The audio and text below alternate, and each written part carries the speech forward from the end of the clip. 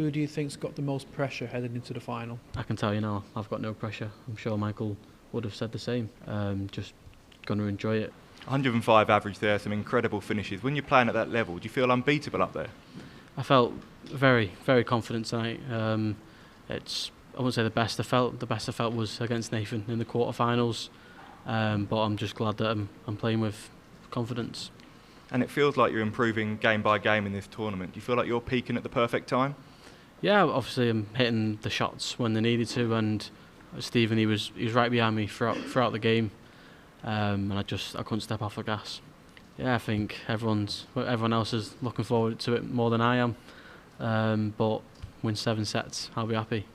Can you quantify and put into words for us what an achievement that is?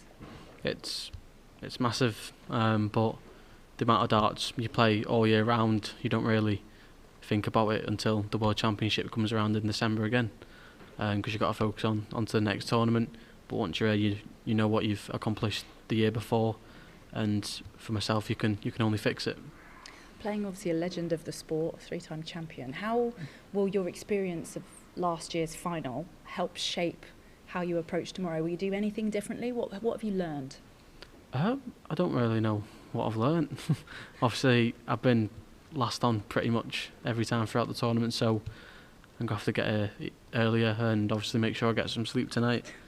But like I said, reset the batteries, sleep, and come here 100%.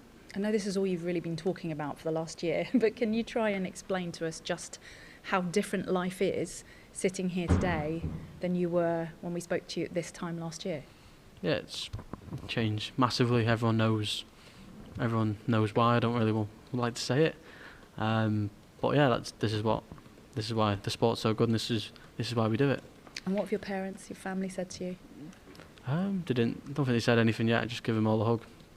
You looked like you were really enjoying it as well there. There was certain points where you were really eyeballing the crowd and geeing them up. Is that something that actually over the last couple of weeks you've tried to embrace a little bit more? Because they are there, aren't they? You can't ignore the fact that they're there.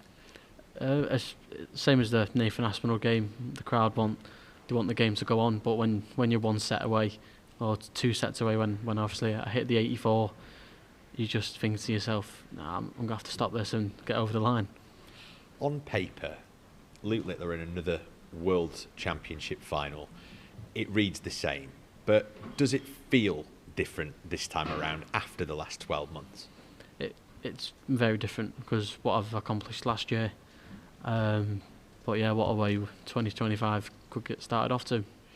But in some ways it must feel a little bit more like you've accomplished something because of all the extra stuff, all us stood in here and all the cameras. It's like a rock star's turned up with all the boom mics and stuff.